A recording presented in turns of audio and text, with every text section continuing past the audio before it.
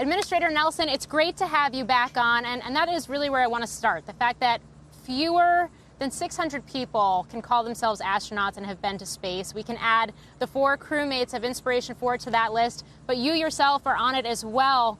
So I guess just thinking back to 1986 and your own Columbia mission as a lawmaker, as a, I hate to use this term, but an amateur or a civilian astronaut, what do you think that experience was like for these citizens as they made their journey last night?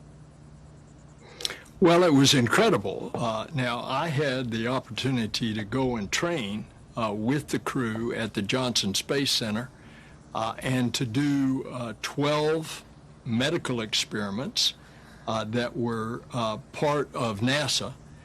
But what they experienced last night and will for the next few days is an incredible experience as they look back at Earth.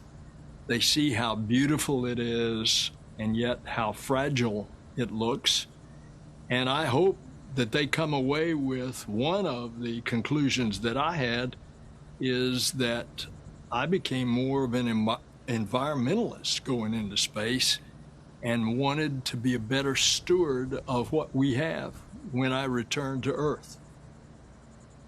You know, I've heard similar comments like that from both Jeff Bezos and Richard Branson in recent months on the heels of their suborbital space flights as well. I realize this was a fully private, fully commercial mission to orbit, but it involved the Dragon capsule, which NASA partnered with SpaceX on and actually funded to the tune of $3.1 billion for the commercial crew program for NASA. So how does this speak to, I guess, the evolving and growing relationship between the government and these commercial space companies as we continue to see this new era open up?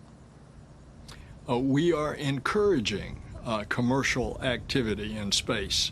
As a matter of fact, it's the law that Senator Kay Bailey Hutchinson of Texas and I passed 11 years ago, setting NASA on this course of a commercial track as well as a government track. And you're exactly right, Morgan.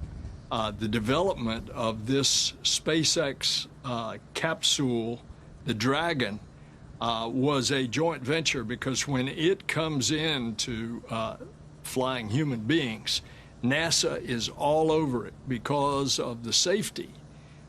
Therefore, that was a joint partnership to get SpaceX to where it is that now it can fly our NASA astronauts to and from the space station, which, by the way, with the competition there has become cheaper, as well as the inventiveness of SpaceX in reusing the first stages.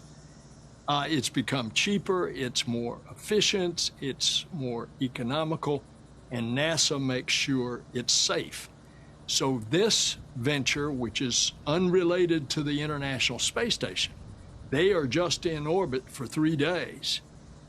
It is as a result of this public-private partnership.